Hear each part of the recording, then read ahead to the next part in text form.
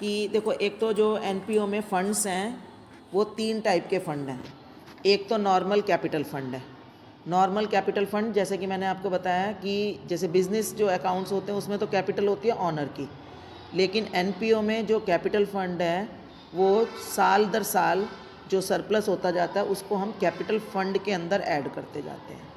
ठीक है, उस सारा कैपिटल फंड के अंदर ऐड होता है, तो ये तो इसको हम टच नहीं करते। इसमें जो भी डेफिसिट्स वगैरह होते हैं, साल का डेफिसिट होगा तो ऐड कर देंगे, सरप्लस होगा तो माइनस कर देंगे।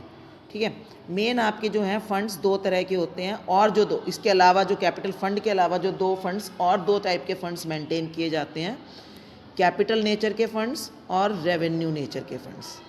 कैपिटल नेचर के फंड्स क्या होते हैं? ऐसे फंड्स जो कलेक्ट किए गए हैं और उनको जब खर्च किया जाएगा तो हमारे पास एक एसेट बढ़ती चली जाएगी, उसको हम क्या कहते हैं? कैपिटल नेचर के फंड्स। जैसे हमने कोई बिल्डिंग बनाने के लिए फ़ंड लिया, ठीक है, हमने कहा कि हम बिल्डिंग में रूम्स बनाएंगे, तो वो बिल्डिंग फंड हो गया। ठीक है, तो अब क्या है, वो पैसे जैसे जैसे आप खर्च करते जाओगे बदले में आपके पास एक नई एसेट बढ़ती चली जाएगी, तो उसको हम कहते हैं कैपिटल नेचर के फंड्स।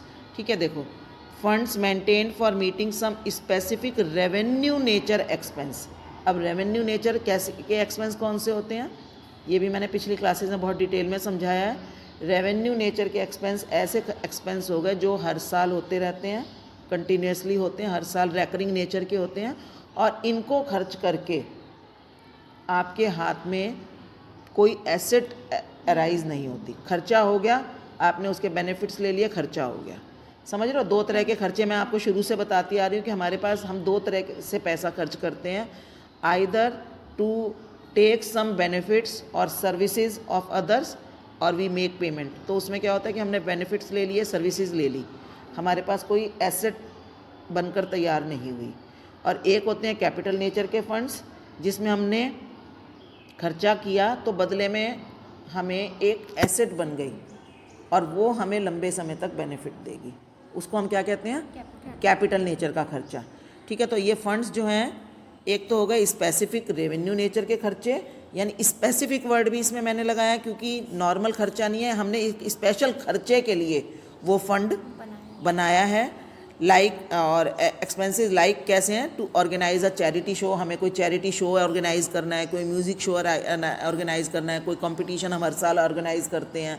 मतलब ये ज़्यादातर क्या होता है, ईयरली बेसिस पर, मंथली बेसिस पर, मतलब ये स्पेशल हम कोई इवेंट ऑर्गेनाइज करते हैं ख़ास तौर पर, उसके लिए ये फ़ंड बनाए जाते हैं। तो चैरिटी शो हो गए, कोई टूर्नामेंट्स हैं, कोई मैचेस होते हैं, जैसे स्पोर्ट्स क्लब है, मैच है, कोई वैसा क्लब है तो उसमें कोई आउटिंग करवाते हैं अपने मेंबर्स की, कोई भी इस टाइप की जो काम होते हैं ना, उसके लिए मेडिकल चेकअप कैंप्स लगा दिए, कोई कई बार आपने देखा होगा आईज ऑपरेशन कैंप्स लगवाते हैं, है ना। तो उसमें क्या है कि आप जो खर्चा करोगे उस खर्चे से साथ साथ आप बेनिफिट उठाते जाओगे, आपको बदले में कोई एसेट अराइज नहीं होगी। ठीक है, तो इसका जो अकाउंट्स में थोड़ा सा ट्रीटमेंट डिफरेंट है, बजाय इसके कि देखो ये दूसरी तरह का फंड क्या है, fund maintained for meeting some specific capital nature expense, कि कोई स्पेशल ऐसा खर्चा जो कैपिटल नेचर का है। कैपिटल नेचर का मतलब जिसका हमारे ऊपर कोई लंबा असर पड़ने वाला है। ठीक है, like to build a building, कोई आपको बिल्डिंग बनानी है, जैसे आपकी बुक में क्वेश्चन देखोगे, पेवेलियन बनाने के लिए पेवेलियन फंड बना रखा है ना, पेवेलियन फंड बना रखा है, या कोई और इस टाइप का कोई रिसर्च एंड डेवलपमेंट का कोई ऐसा काम करना है जिससे कि आपकी कोई इंटेंजिबल एसेट अराइज हो रही है, तो वो सब चीज़ें जो खर्चे करने के लिए जो फंड बनता है उसको हम कैपिटल नेचर का फंड कहते हैं। समझ में आ गया दोनों में क्या है, दोनों नेचर फंड्स में क्या डिफरेंस है, कैपिटल नेचर और रेवेन्यू नेचर। रेवेन्यू नेचर में हमें कोई चीज़ को एसेट अराइज नहीं होगी, काम पूरा हो जाएगा।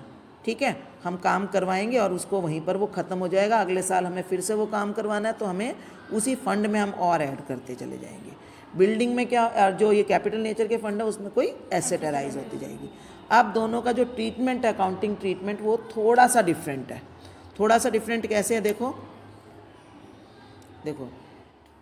ट्रीटमेंट ऑफ, ये देखो, funds maintained for meeting some specific capital nature expenditure to build a building or a pavilion or any operation theatre, जैसे हॉस्पिटल है तो ऑपरेशन थिएटर बना रहे हैं हम, कोई या ऑर्फनेज बना रहे हैं, कोई भी काम बना कर रहे हैं, तो वो सब चीज़ें इसमें आ गई। तो ये देखो हमने इसमें ये दिखाया है कि जैसे ये फंड है तो इसका खर्चा जो है कहाँ होगा, ये इस जब ये देखो इसके पे खर्चा होता जाएगा तो एक बिल्डिंग बनती चली जाएगी। जैसे मैंने इसमें थोड़ा सा आपको समझाने की कोशिश की, याद रखने के लिए, ठीक है। चलिए इसका अब हम देखते हैं क्या ट्रीटमेंट है। हाँ जी, ट्रीटमेंट देखो क्या है, आपको इसको कैसे अपनी आइए, आपको पता है कि ये आपका कहाँ जाएगा, लायबिलिटी साइड, ठीक है। ये फंड है, कैपिटल प्लस लायबिलिटी साइड ये फंड जाएगा। कैसे जाएगा, देखो ये फंड क्या हो सकता है आपका 2-3 साल तक लगातार चले, क्योंकि इसमें एसेट बनती रहेगी। जब ये एसेट बनकर तैयार हो जाएगी तो ये फंड ख़त्म हो जाएगा, अपने आप धीरे धीरे ख़त्म भी हो जाएगा जब ये एसेट बनकर तैयार होगी। तो देखो अगर आपके पास ओपनिंग बैलेंस पड़ा है कोई, मैंने ना सपोज इसमें किया है कि हम एक बिल्डिंग फंड क्रिएट कर रखा है हमने, आपका हो सकता है आपने नया अगर क्रिएट किया है तो ओपनिंग बैलेंस नहीं होगा, इसी साल अगर क्रिएट किया होगा, और अगर आपने पिछले साल भी क्रिएट कर रखा था तो आपकी लास्ट ईयर की बैलेंस शीट में भी होगा, वहाँ से आपने वो बैलेंस उठाना है, वो आपका इस साल क्या बन जाएगा, ओपनिंग बैलेंस। अब है add donations received for building, आपने इसके लिए कोई स्पेशल डोनेशंस कलेक्ट की होंगी, पता है ना आपको इस टाइप के काम के लिए डोनेशंस कलेक्ट कर ली जाती हैं, तो आपने जितनी भी डोनेशंस इस पर्पज़ के लिए कलेक्ट की हैं आपने उसको ऐड करना है, ठीक है। फिर add income received from investment of building fund. अब क्या होता है, देखो जब हमारे पास बहुत सारा पैसा आ जाता है तो उस पैसे को हम ज़्यादातर, भाई वो धीरे धीरे खर्च होगा, बिल्डिंग में ज़रूरत के अनुसार खर्च करोगे, ये थोड़ा ना कि पैसा आया साथ साथ खर्च करते जाएंगे, जैसी ज़रूरत होगी बिल्डिंग में, जब ज़रूरत होगी तब खर्च करोगे। तब तक हम क्या करते हैं, उस पैसे को कहीं इन्वेस्ट कर देते हैं। इन्वेस्ट करने का मतलब क्या है, जैसे कोई बैंक में एफडी खुलवा दी, या आपको कहीं पर लगता है कहीं पर सेफ जगह पर जहाँ गवर्नमेंट सिक्योरिटीज़ में पैसा इन्वेस्ट कर दिया, कोई गवर्नमेंट बॉन्ड्स खरीद लिए, ताकि उस पैसे पर और इनकम हो भी जनरेट होती रहे। समझ रहे हो, भी पैसा आ गया, मान लो उन्होंने जनवरी में पैसा कलेक्ट कर लिया, ठीक है, जनवरी में उनके पास 10 लाख रुपए इकट्ठे हो गए, अब वो 10 लाख रुपए कहीं रखेंगे भी तो ना, कैश तो वो आता नहीं है, पैसा ज़्यादातर जो है, जो सारा पैसा क्या है, बैंक्स के थ्रू आएगा, बैंक्स में होगा, तो वो बैंक में ही पड़ा रहा तो भी उसके ऊपर इंटरेस्ट मिलेगा, है ना। स्पेशल हमने उसके लिए अकाउंट खोल लिया, या हमने उस पैसे को बैंक में कहीं और ट्रांसफ़र कर दिया ताकि उसके ऊपर इनकम जनरेट होती रहे, तो उस पैसे को हम बोलेंगे इन्वेस्ट कर रखा है। अब मान लो आपको बिल्डिंग शुरू की है, या बिल्डिंग में बीच में आपको अप्रैल में पैसे चाहिए, तो उस इन्वेस्टमेंट में से पैसा निकाल कर आप बिल्डिंग में खर्च कर दोगे, तो वो आपका समझ में आया कि बिल्डिंग फंड इन्वेस्टमेंट क्या होगी। अब इसका मतलब देखो क्या है, सबसे पहले हमने ओपनिंग बैलेंस लिया, उसमें हमने जो डोनेशंस रिसीव की उनको ऐड कर दिया, उसके अंदर हमने जो भी इंटरेस्ट अर्न किया, जो भी इनकम अर्न की, इंटरेस्ट या कुछ भी किसी भी रूप में, ठीक है, वो इनकम भी उसी फंड में ऐड कर दी, क्योंकि वो इनकम उसी फंड के पैसे से राइज हुई है ना, तो वो इनकम उसी फंड में ऐड की जाएगी। अब ये इनकम भी दो तरह से हो सकती है, एक इनकम रिसीव्ड हो सकती है और एक इनकम एक्रूड हो सकती है। अब इसमें क्या अंतर है, इनकम रिसीव्ड का मतलब है कि वो पैसा हमारे नाम आ चुका है, यानी हमारी बैलेंस शीट के कैश इन हैंड में या कैश एट बैंक में वो पैसा आपको दिखाई दे रहा है, वो तो हो गई आपकी इनकम रिसीव्ड, आपने वो ऐड कर दी। एक होती है कि आपको पता है कि इस टाइम की पीरियड तक हमारी इनकम एक्रू तो हो चुकी है लेकिन अभी आई नहीं है, आएगी बाद में, ड्यू नहीं हुई है अभी वो, तो वो इनकम भी आपने, एक्सपेक्टेड इनकम भी इसके अंदर ऐड करनी है, क्योंकि हम एक्रूअल बेसिस पर अकाउंटिंग कर रहे हैं, ठीक है। तो देखो, add income received from investment of building fund, add income accrued from investment of building fund. तो जो रिसीव्ड है वो तो आपको आपकी बैलेंस शीट में दिखाई देगी या आपकी उसमें दिखाई देगी एडिशनल इन्फॉर्मेशन में, ठीक है। और रिसीव्ड है, एक्रूड है, तो वो आपको, जैसे उन्होंने रेट ऑफ इंटरेस्ट दे रखा है तो आपको वहाँ से खुद पता लगानी पड़ेगी, जैसे रिसीप्ट एंड पेमेंट में दिखाई दे जाएगी, जो रिसीव की हुई है वो तो रिसीप्ट में लिखी होगी, वो वहाँ से उठा लोगे आप, और जो एक्रूड है वो आपको खुद कैलकुलेट करनी होगी, वो या फिर आपको एडिशनल इन्फॉर्मेशन में दे रखी होगी, तो दोनों को आपने ऐड करना है। ऐड करने के बाद आपको पता लगेगा कि हमारा टोटल बिल्डिंग फंड इतना हो गया, जितना भी पैसा आना था हमने सारा ऐड कर लिया। उसके बाद देखो, अब इसमें डिफरेंस क्या आएगा, less expenditure incurred on construction of building. आपने जितना भी खर्चा इस साल बिल्डिंग पर किया वो सारा आपने उसमें से लेस करना है, ठीक है। तो जितना भी खर्चा आपने किया वो वहाँ से लेस हुआ ना, वो आपका एसेट साइड, भाई उतने वैल्यू की बिल्डिंग बनती जा रही है ना, तो वो आपकी एसेट बढ़ती चली जाएगी। अब इधर से जब आपने जो पैसा लेस किया है देखो ये यहाँ पर डिफरेंस आएगा, आपने जो पैसा लेस किया है, अब क्योंकि उसके अगेंस्ट आपके पास एक बिल्डिंग राइज होती जा रही है, तो आप सिर्फ यहाँ पर इसको लेस करके नहीं छोड़ोगे। अगर आपने लेस करके छोड़ दिया तो हमारी बैलेंस शीट इम्बैलेंस हो जाएगी। हमने क्या करना है, उस पैसे को फिर अपने कैपिटल फंड में ऐड करते जाना है। क्योंकि मैंने ये बताया ना आपको, जैसे जैसे ये बिल्डिंग बनती कर तैयार हो जाएगी, जिस दिन ये बिल्डिंग कंप्लीट हो जाएगी, ऑटोमेटिकली ये फंड ख़त्म हो जाएगा।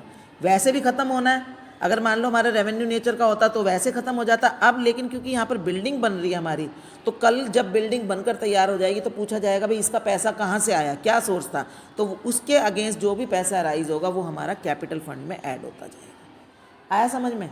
जैसे मान लो हमारे पास 20 लाख रुपया पहले था बिल्डिंग फंड का, ठीक है, इस साल हमने नई कलेक्शन की, उसमें 5 लाख रुपया और आ गया, 25 लाख रुपया हो गया। अब बिल्डिंग भी पिछले साल बननी शुरू हो चुकी थी, तो उस बिल्डिंग में से हमने मान लो 15 लाख रुपए बिल्डिंग में ऑलरेडी खर्च कर रखे हैं, तो वो 15, आपको यहाँ ओपनिंग बैलेंस सिर्फ 5 लाख दिखेगा। 15 लाख यहाँ ट्रांसफ़र पिछले साल हो चुका होगा, 15 लाख का कैपिटल फंड में ऐड हो जाएगा। हाँ, क्योंकि पिछले साल हो चुका, क्योंकि उसकी बिल्डिंग यहाँ पर डेवलप होती जा रही है, साथ साथ चीज़ राइज होती जा रही है, तो उसकी वैल्यू हम कैपिटल फंड में डालते जा रहे हैं। समझ में आ गया? तो यहाँ आपकी बिल्डिंग में वैल्यू ऐड होती जाएगी, और जो वैल्यू बिल्डिंग में ऐड होगी वो इस फंड में से माइनस करके हमें कैपिटल फंड में ऐड करनी है। ये खास डिफरेंस है रेवेन्यू और कैपिटल नेचर के फंड में। रेवेन्यू नेचर में ये वाला काम नहीं होगा। आया समझ में? ये चीज़ समझ में आ गई? लायबिलिटी साइड की क्या है, बताओ क्या समझ में आया, एक बार रिवाइज करो, बताओ मुझे। हाँ बोलो। अगर बिल्डिंग बन रही है ना, और जो जितनी एसेट अराइज होगी हम यहाँ पे उसको ऐड ऑन करेंगे, उसके बाद यहाँ से माइनस करके कैपिटल हाँ, बस ये चीज़ है। रेवेन्यू नेचर में वो यहाँ पर नहीं, एक एसेट साइड ऐड नहीं होगी, कैपिटल में नेचर में नहीं होगी, क्योंकि हमारे पास कोई वो नहीं हो रही। ये हम इसको क्यों कर रहे हैं यहाँ पर, क्योंकि यहाँ हमारे पास बिल्डिंग की वैल्यू भी तो बढ़ती जा रही है ना। और फिर कल को ये चीज़ जो है ना, धीरे धीरे क्या होगा, जब ये बिल्डिंग का जितना खर्चा हम हर साल करते जा रहे हैं, उतनी इधर से हमारी एसेट बढ़ रही है, उधर से हमारा कैपिटल फंड बढ़ जा रहा है। आगे समझ में? ये चीज़ मेन, ये वाली प्रेजेंटेशन समझ में आई?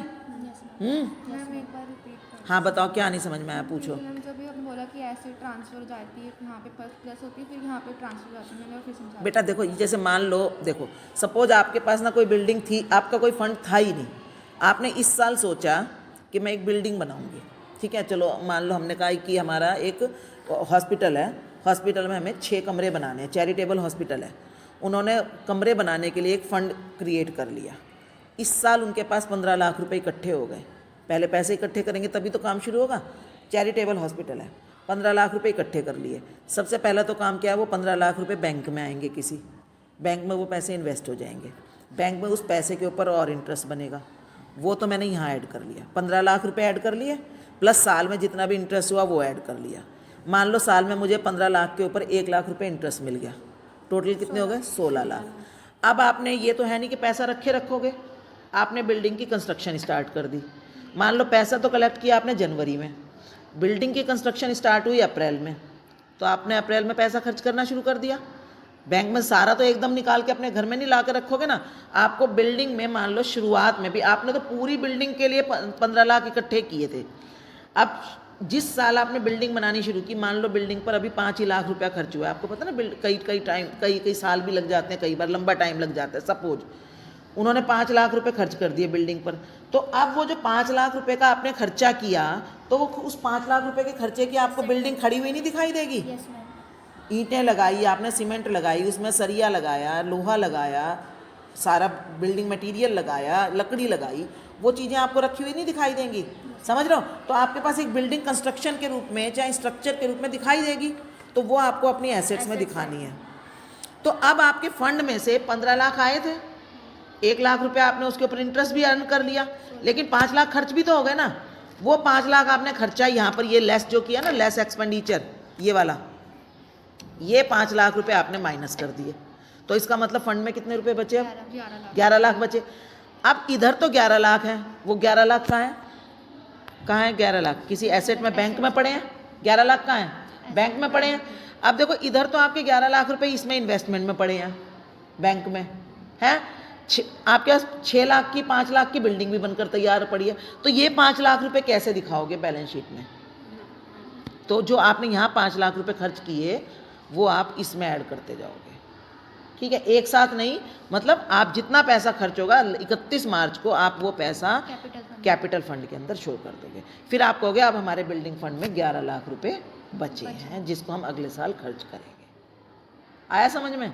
एग्जाम्पल से समझ में आ गया? अगले साल क्या होगा, आपके पास ओपनिंग बैलेंस 11 लाख का होगा, इधर आपकी आधी अधूरी बिल्डिंग होगी 5 लाख की बनी हुई, अगले साल हो सकता है आपको 2 लाख रुपए और मिल जाए डोनेशन, फिर वो 2 लाख ऐड हो गए, इसमें 13 लाख हो गए, आपने उसको भी बैंक में डाल रखा, फिर उसके ऊपर इनकम होगी, है ना। सपोज इस साल आपने पैसा खर्च करना शुरू कर रखा है तो आपकी इनकम हो सकता है कम हो जाए, भी आप पैसा निकालते भी तो जा रहे हो बैंक में से, इस साल हो सकता है आपकी बिल्डिंग बनकर तैयार हो जाए पूरी, आपका सारा पैसा खर्च हो गया, 11 के है ना।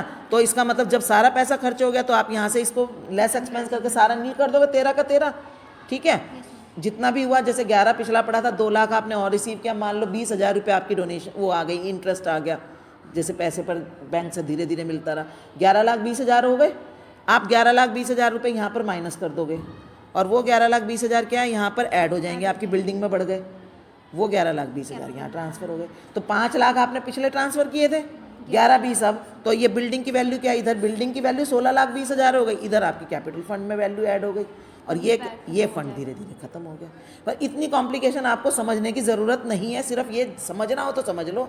आपको मेनली ये समझने से क्या है कि आपको अकाउंटिंग ट्रीटमेंट में अपना लॉजिक लगाने में आसानी होगी, समझ रहे हो। लॉजिक से समझोगे ना कि भाई क्यों हो रहा है, तो कई बार क्या होता है कि हम लॉजिक समझने से जब कोई चीज़ भूल भी जाते हैं तो हमें दोबारा से लॉजिक से समझ में आ जाती है, अच्छा हाँ ये लॉजिक है इसका, इसलिए मैंने आपको ये इतना डिटेल समझाया है। क्लियर है ये चीज़? चलो इसका हम देखते हैं आगे क्या है। तो देखो ये इसमें वही दिखाया मैंने कि बिल्डिंग बढ़ती जा रही है, इसमें से पैसे डलते जा रहे हैं फंड के अंदर, इधर बिल्डिंग एराइज होती जा रही है। तो हमने थोड़ा सा इसको सिंबॉलिक भी किया है। हाँ जी, देखो ये एग्जाम्पल है, बुक में से लिया, आपकी बुक में से एग्जाम्पल ले रखा है, एनसीईआरटी की बुक का ये एग्जाम्पल है। कैपिटल फंड था फर्म के पास 1 अप्रैल 2018 को 10,80,000, तो इसका तो किसी स्पेशल फंड से कोई मतलब नहीं है, ये तो नॉर्मल कैपिटल फंड है, ओपनिंग बैलेंस है ये। बिल्डिंग फंड था 1 अप्रैल को